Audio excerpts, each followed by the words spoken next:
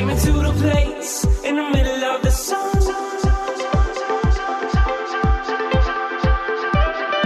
And we'll sing this song, sing it one by one. What's up, guys? Welcome to the podcast. Hope you're having a wonderful day. Thank you so much for tuning in. We are wrapping up our last recording session here in Costa Rica for the season. And then for the next, by the time you hear this, we will have been in the States for a few months, but we were recording this beginning of July, and then we're heading to the States to visit family during the peak of the rainy season here in Costa Rica, where I won't be running surf camps during that time. So Sarah is excited to go visit everyone. Yes, excited to escape the jungle fever. I don't know. It's not island fever. Costa Rica is not an island, but you know, when you're in some place for a really long time, I kind of get antsy and ready to leave and go visit family and friends. So super excited for that. And today's interview, we made it through. Poor Chase is a little stuffy with a little cold, but Stella was on a roll when she first started preschool. Oh, yeah. She was getting all the germs and then passing them to Sarah and I. And we were clear for a good 3 months, I feel like. Yeah, we were pretty good. But of course, right before we, travel and we're busy, Stella's got a little cold. So of course we get that a little bit, but we made it through today's interview, and we're excited to have Linda and Charlie Bloom back on the show. We interviewed them, I think it's been maybe 3 or 4 years now, and they're an awesome couple. They've been married since 1972. They're trained psychotherapists and relationship counselors, and have worked with couples, individuals, groups, and organizations since 1975. So they know a lot about relationships. Yeah, it's awesome that they're in the work of psychotherapy and they have a 50-year marriage. So they, what do they say? They walk the talk, walk the walk. Yeah. Talk the walk the talk.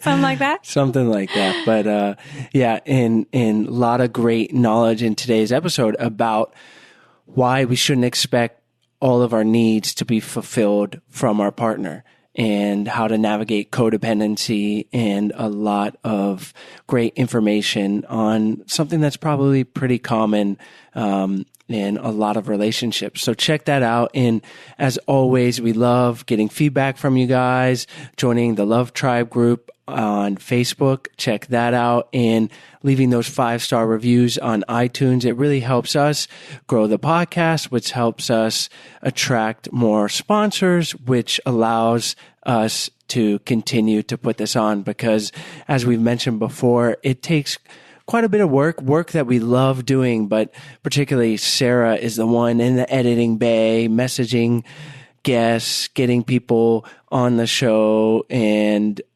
updating the website, show notes, you name it, she is making it happen. So if we can get sponsors that can help us pay a nanny to watch Stella so she's not yelling in the background or when she's in school, and all the things that allow us to produce this show that we love to produce. So thank you for leaving those reviews and supporting our sponsors. We only put sponsors on whose products we believe in. A lot of times we use those products, and if they pass on a discount to you guys, then that's awesome and it sounds interesting.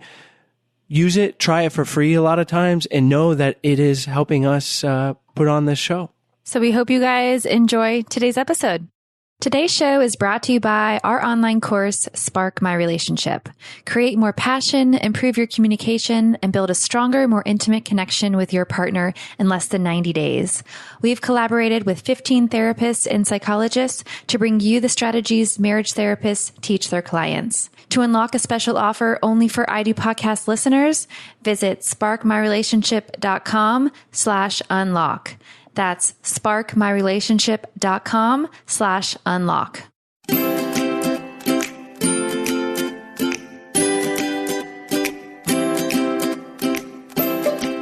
Hi, Charlie and Linda. Welcome back to the show. So glad to be with you. Yeah, it's wonderful to be here. Thanks for inviting us. Today, we are going to zero in and talk about the myth that our partner is going to fulfill all of our emotional needs. I was under the impression that Sarah was just going to do everything. And apparently that is just not true. And we have come to find that in our relationship. And we really want to just dive right into this because I think it's such an important realization that our partner is not going to fulfill all of our needs, all of our emotional needs. So let's deconstruct that and talk about how we can navigate this area of conflict. Why do we feel like our partner should be fulfilling all of our needs? Well, that's a great question. And I'd like to back it up just a little bit to a more primary question, which is, what is it exactly that is the problem with having this expectation, and why is it that so many of us have it in the first place? What we've noticed in the work that we've been doing, and we've been doing it with individuals and couples for a few decades, that over time, it seems that an increasing percentage of couples who have trouble seem to opt to leave the relationship rather than invest more time and energy into it.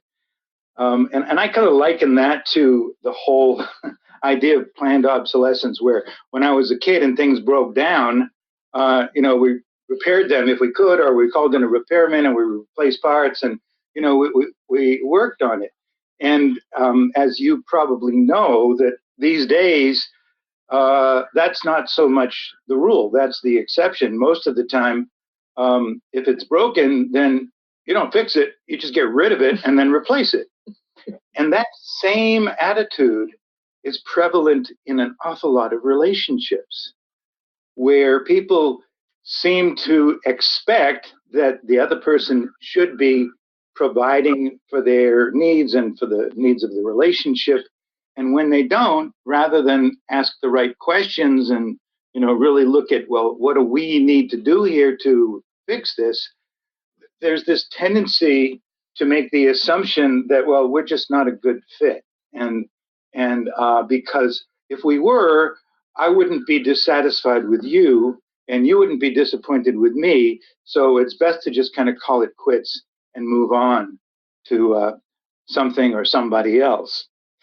So that is the whole idea, that one person should be able to provide, if you have the right person, for the needs that you have, is the problem. It's that myth, that illusion, that when we really love each other, when two people really love each other deeply, then they won't need to take care of themselves in the same way. They won't need to rely on friends so much. They won't need to invest in other kinds of relationships, because this relationship is going to provide for all of that. So, we're going to talk a little bit more, a little later about what kinds of problems that can run into and how to deal with that if you notice that you have that expectation, which many people do. But I just wanted to kind of raise that whole issue of why it is that it's so important that we do begin to challenge this belief. Why do you think so many people have that mindset of just, moving on instead of investing time into the relationship to fix it? Because when I look at my grandparents' generation, for example, there's a lot of those couples that have been married for, 50 plus years. And it seems that they had that mindset of, sticking it out and putting that work into the relationship to make it work. And now, obviously, in current day, our divorce rate is over 50%. So where do you think that mindset has kind of shifted to just moving on to a next relationship versus investing the time into the current one?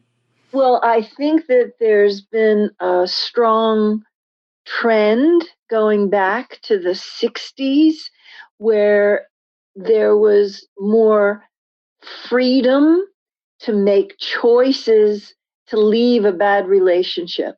And I think that's a good thing.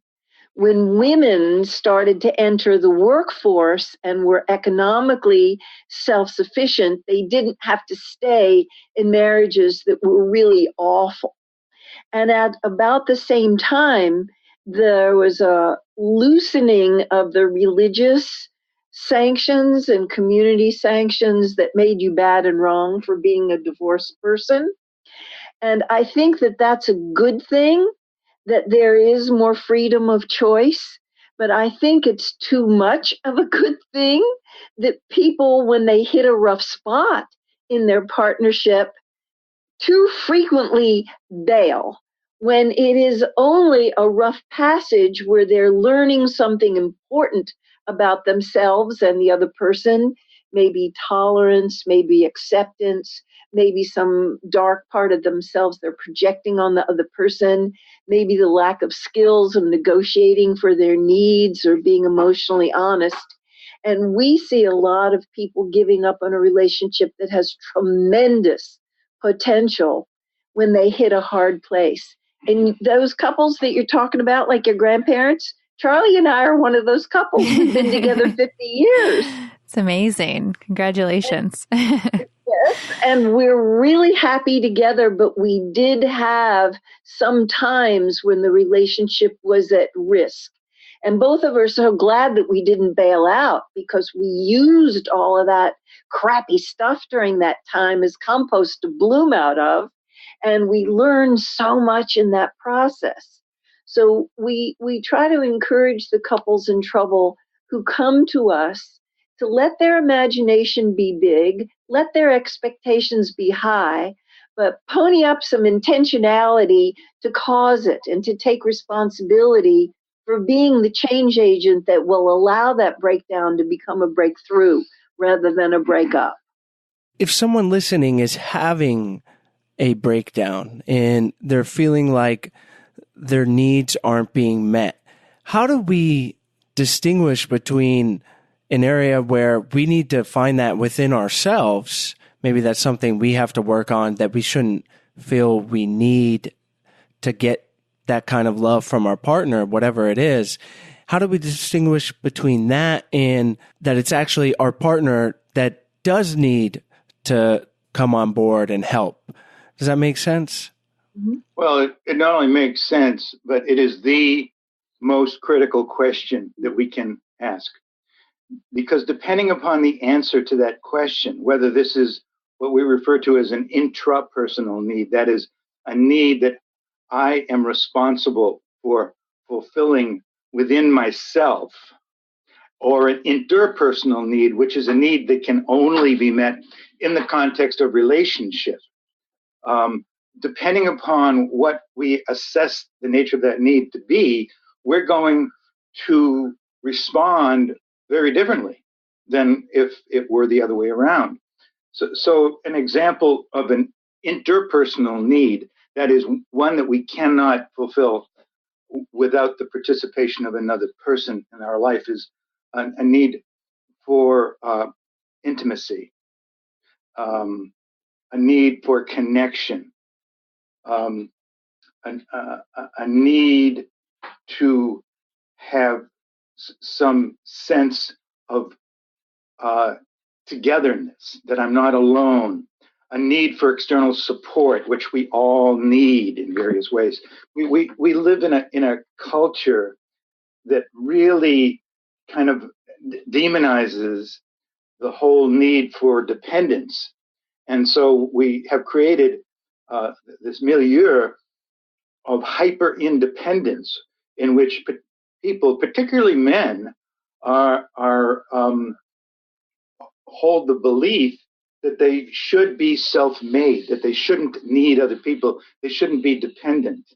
Now, the thing is that we are, as human beings, we're social beings, meaning we are all interdependent.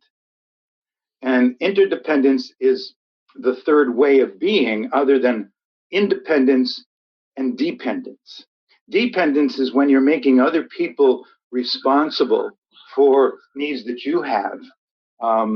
And then you get into what is the other dependency, which is codependency, where both people are expecting the other person to fulfill needs that they really need to be responsible for, like their own health, their own well-being, their feeling of wholeness, the results that they create in their own lives. That there's this tendency that so many of us have, is to project that responsibility onto other people, or in the case of a committed partnership, very often it's well, you're responsible for providing for my material needs, or for my financial needs, or for my feelings of being a good person, my feelings of self-esteem. So it really, that's kind of the way we see it breaks down, in terms of really looking at what is my responsibility. It's really an issue of responsibility more than anything else. And what is it that we are co-responsible for to support each other in fulfilling some of those needs. And what would be some examples of places where we should be looking towards each other, and that's usually a positive thing, as opposed to areas where we need to be looking within? Well, when Charlie was mentioning to the interpersonal needs, there's some needs that really can only be met by connection with our partner. Sexual intimacy and emotional intimacy are cornerstones of well-being of happy couples. If they've got that going for them, they can have differences in other areas. They can be autonomous, they can have a lot of well-being, but there has to be a basic connection that works for them. And if one person is feeling deprived in the area of emotional or sexual intimacy, how they bring it to their partner's attention means everything. Because we're very easily shamed in these tender areas. And to acknowledge what is working and to sandwich that in the middle, and what would be even better if, and to sandwich on the other side the appreciation and the gratitude and the accent on what is working, but there's some calibration that needs to be done. A little bit different in this, a little bit more frequent in that. And when we do it, to do it in a graceful way, not in a way that the other person feels backed up or clobbered or accused or criticized. And we call this appealing to our partner's enlightened self-interest. This would be really important to me if you would listen to me about how essential and important this is. I know that we're going to feel closer, we're going to be in harmony, we're going to be on the same page, and I think we're both going to be so much happier. So it's finding that common ground and that common denominator, and to become artful in the way in which we negotiate for our needs, and enroll and enlist the support and cooperation of our partner.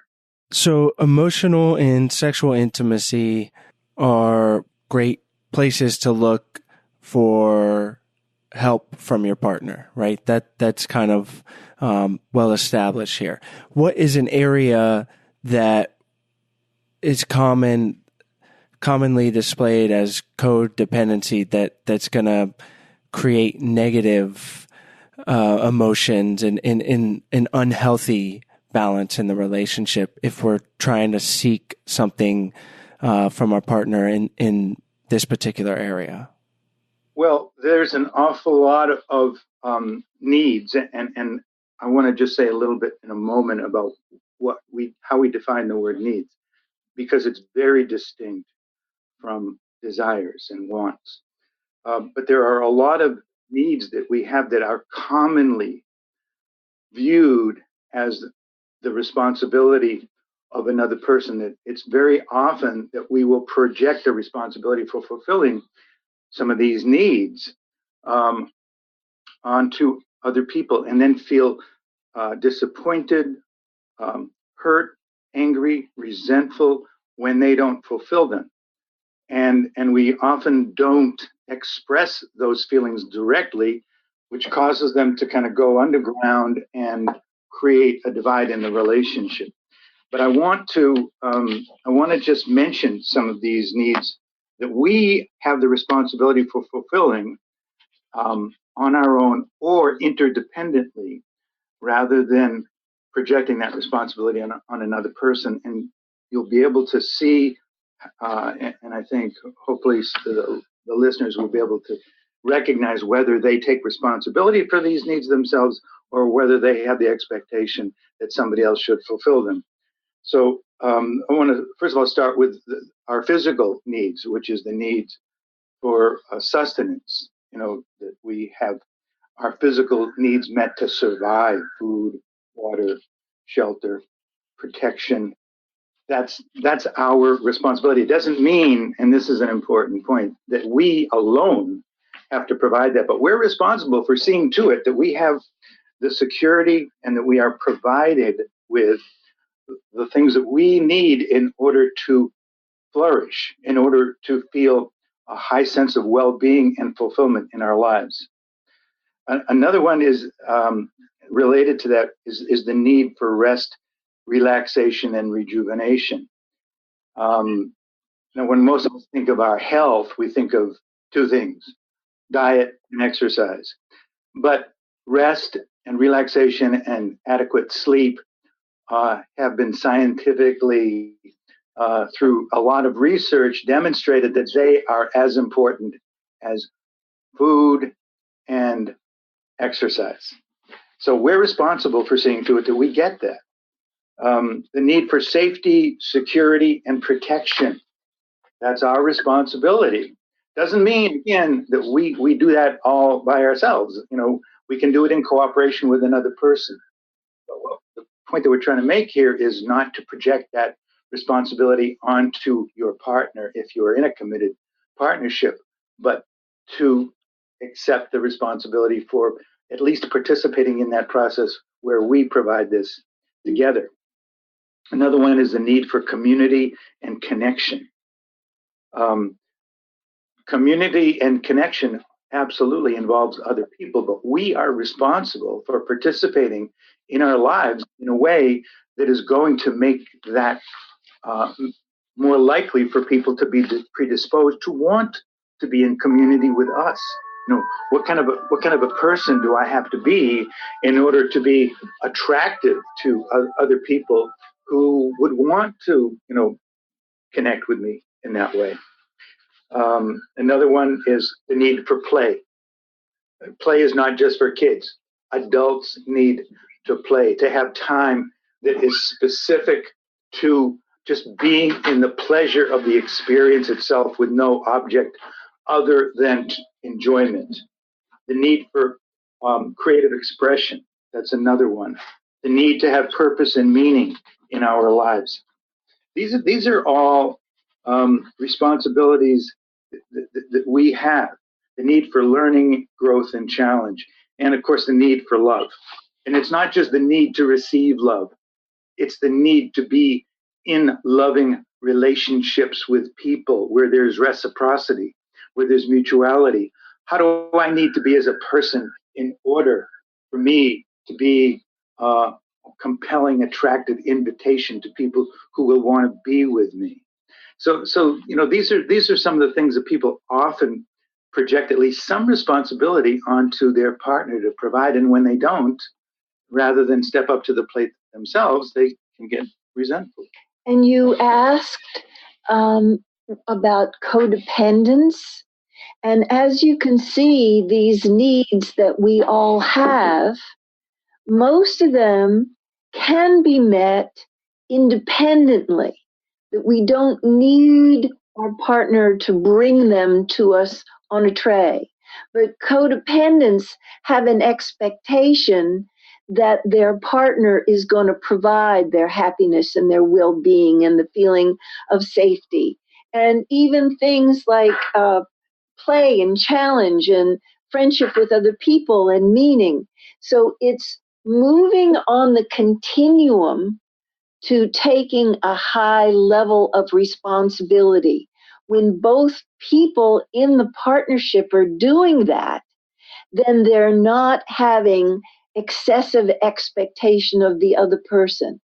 Of course, we want the giving and the receiving of physical and emotional love to be present in the relationship, but so much of our well-being comes from outside the relationship, and it's important to preserve the well-being of the relationship by not overtaxing it and expecting so much of it that it squeezes the life out of it.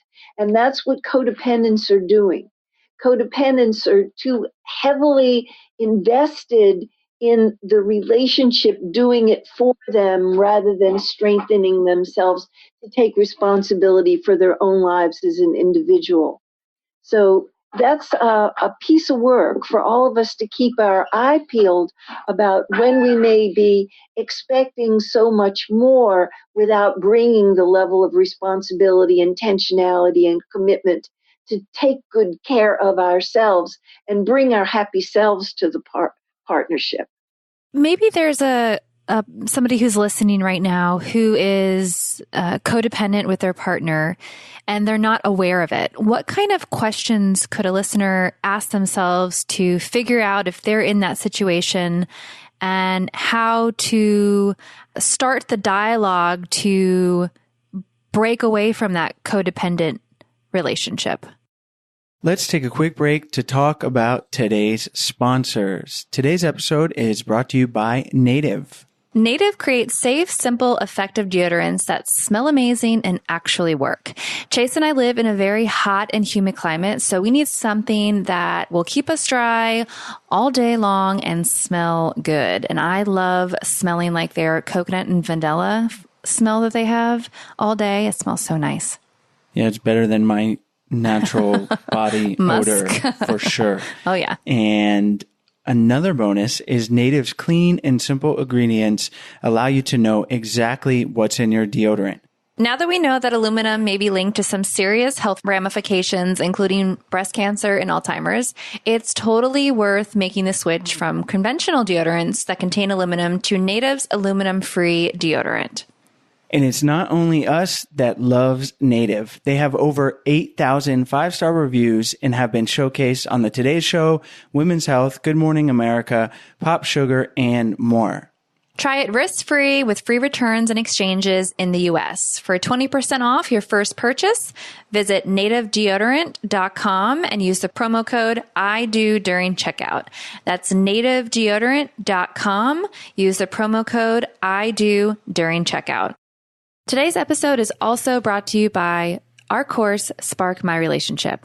You're listening to the podcast, so you probably want to create more passion, improve your communication, and build a stronger, more intimate connection with your partner. And if you can do it in less than 90 days, even better.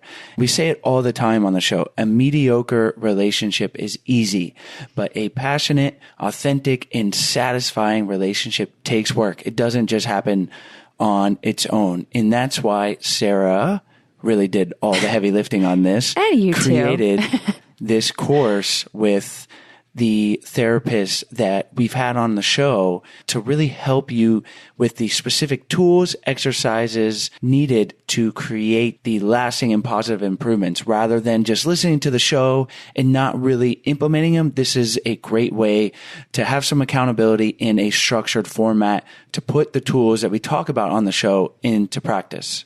You can do this in 90 days. You can do it from home, and it is self-paced. So it is perfect for turning up the heat in your relationship, having some fun together, and really revolutionizing your intimacy and communication.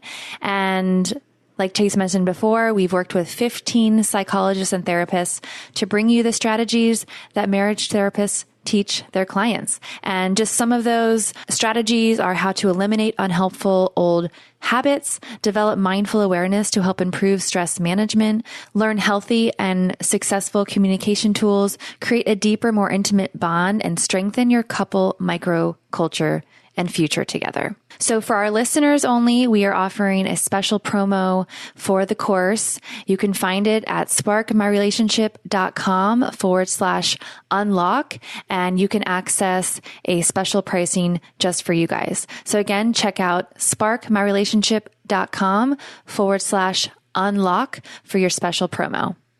Check it out. Don't waste any more time. Do it.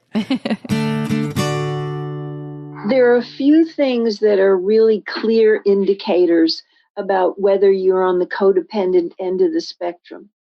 One that is the chief indicator is that you're fuzzy about your boundaries. Do you know that you don't have a clear sense of what works for you or doesn't, or if you know what's clear, that you don't take a stand about it and say this works for me and this doesn't. They have trouble saying no.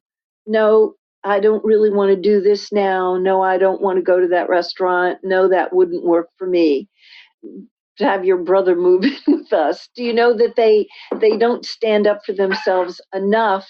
And that's related to the issue of self-esteem, that their feelings of self-worth and their self-esteem hasn't really been developed enough yet to feel worthy to declare what will work and not work for them. That's why their boundaries are so hazy and so permeable in a not good way. And so if you notice that you have the earmarks of a codependent partnership, that you're not drawing the clear boundaries and you're ending up feeling resentful, you're ending up feeling taken advantage of or exploited or ignored, that your needs are not being listened to and met, that would be the indicator that you need to do some work with somebody who's a little farther along the path than you are. Because there's a lot of people who've done a lot of good work with it, and not just, you could maybe go to clergy, you maybe have a family relative who could help you with it, and to help you with your boundaries and to help build up your self-esteem. And you have to earn your way into graduating out of codependence. If someone listening feels like their partner is the codependent partner, how can they bring it up with them to move forward in solving these issues? Well, first of all, there's no such thing as a relationship with only one codependent person in it. Codependence is an interactive process that requires participation on both sides. If one person is overly dependent and the other person is enabling them to be dependent upon them, and there are certain advantages that we can get on either side of that equation from being the one who our partner turns to whenever they need any kind of help rather than turning more to themselves.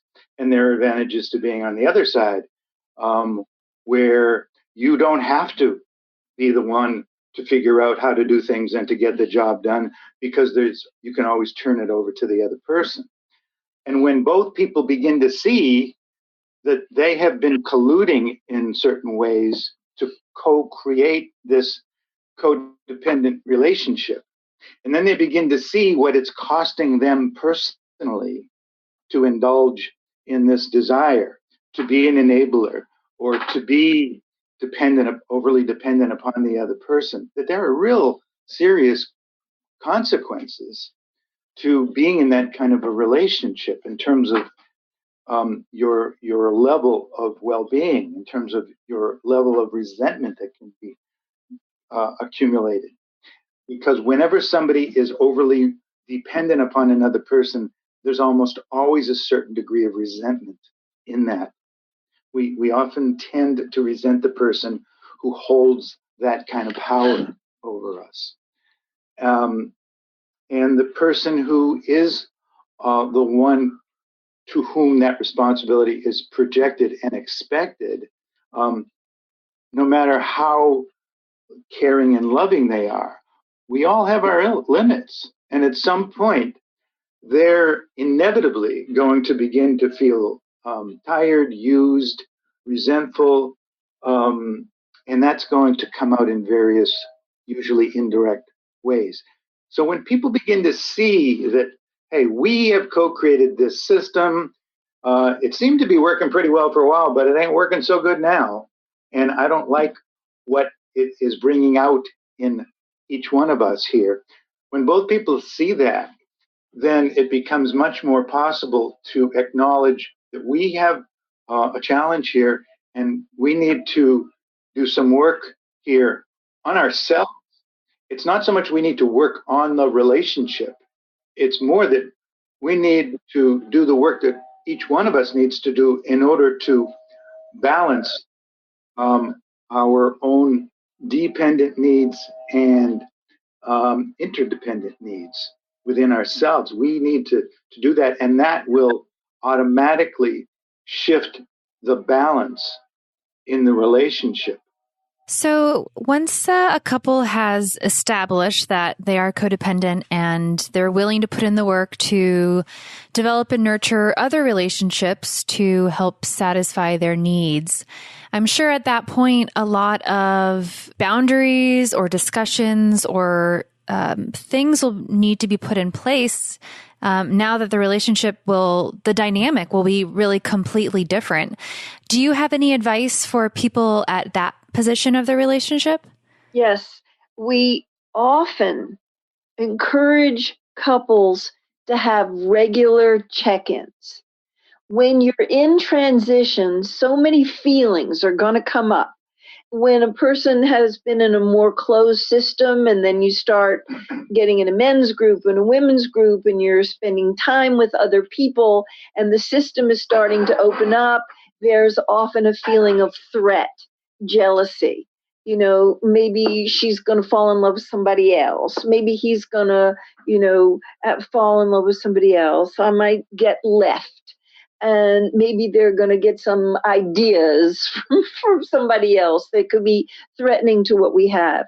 And so we always encourage people to check in regularly and in a very responsible way, not in an accusatory way, to speak about their own tender feelings, their own fears, their own jealousies, their own pain. And when they spend time with each other without answering the phone, without the TV on, turn off the tablets and the computers and don't let yourself be distracted. You're meeting with each other for the intention of connecting. And you check in with yourself. How am I feeling? What's going on with me? And you report out in a responsible way. You don't act out. If you're irritated or resentful or angry at the partner, you don't try to get them to change back to when you felt more secure.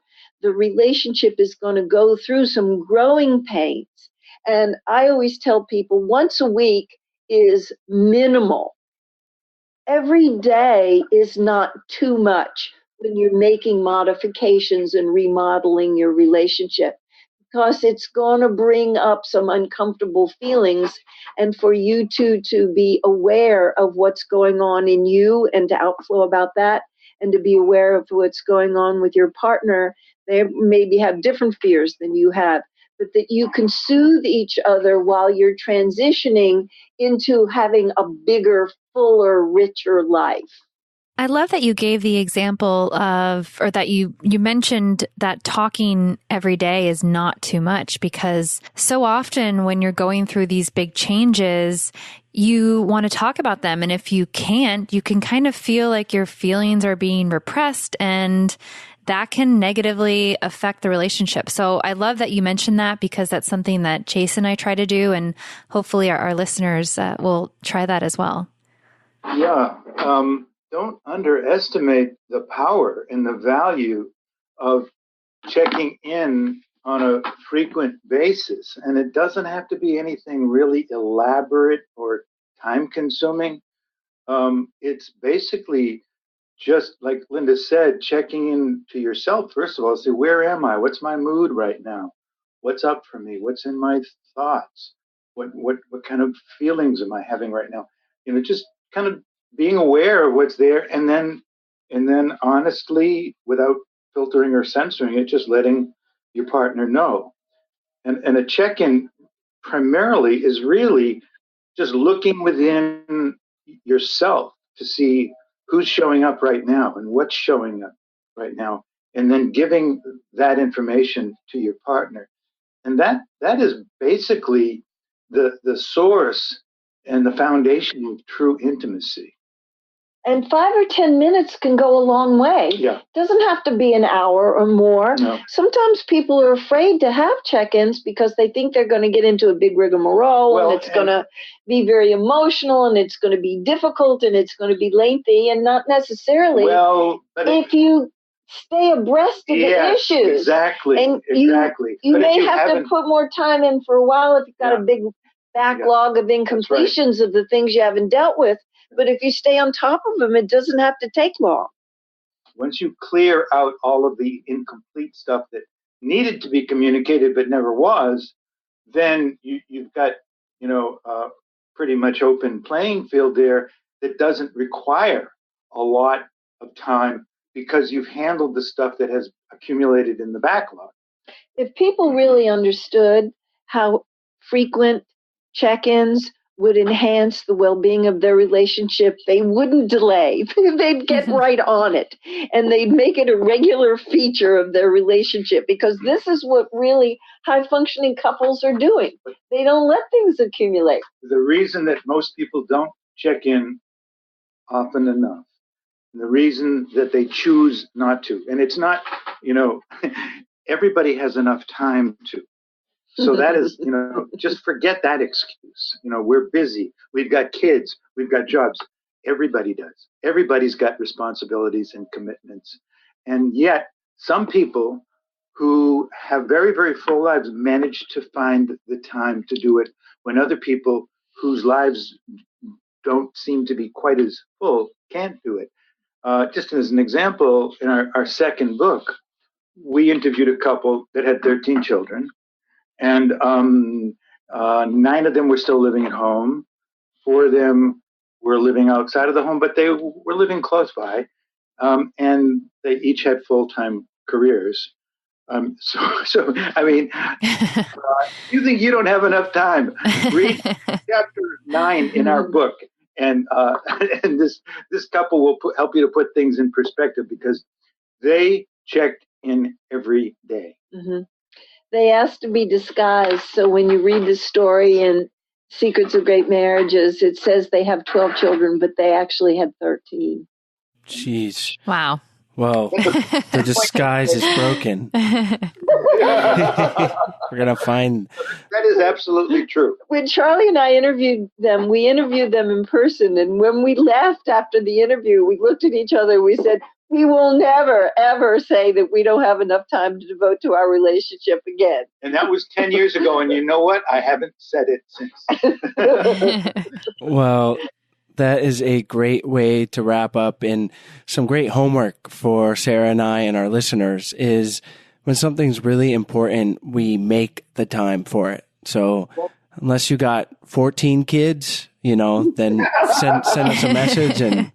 But we'll give you a pass if you have 14 kids. At 13 and under, you can get it done. And it is important, and it's not easy to do, but anything in life, I believe, that is worthwhile, it's worth taking the time. And sometimes it's a little bit hard in the moment, but in the long run, it's going to be a great thing for your overall happiness in your relationship. So thank you so much, Charlie and Linda, for coming back on the show. Let's wrap up with having you tell our listeners where they can find you online, your latest book, and then we'll say goodbye.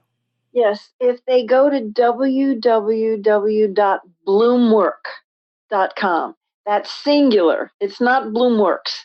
It's bloomwork.com. And they will find us with a bunch of videos. We have Facebook Live. We have YouTube videos. And they can get a lot of free material on our site that will enhance their relationships. And a bunch of it is on emotional intimacy and recovery, breakthrough from codependent patterns. And we love it when people get on our email list. We send out a newsletter once a month. It's a booster shot of inspiration for how to make their relationships as best as they can possibly be. Wonderful. Well, we'll have the link to your website on idopodcast.com as well as on the podcast episode description. And again, thank you so much for coming back on the show. It was a wonderful interview, and thanks again. Well, we're glad to be here. And you asked about our most recent book, and book number 4 was That Which Doesn't Kill Us, How One Couple Became Stronger at the Broken Places, which is our memoir. And our new book that will be out next year is going to be on conflict management. So thank you for inviting us. Had a good time. Hi guys, we hope you enjoyed today's episode. As always, all the links are in the show notes page as well as on the podcast description. And while you're on our website, we encourage you guys to check out our 14-day Happy Couple Challenge. We send you an email for 14 days with simple, doable challenges to help strengthen and improve your relationship. And on our website, we also have a bunch of free resources for your relationship. So we encourage you to check those out. We also have our Love Tribe on Facebook. We encourage you guys to join the tribe and be there for support for each other. If you have questions or just need some relationship advice, we are all here for each other.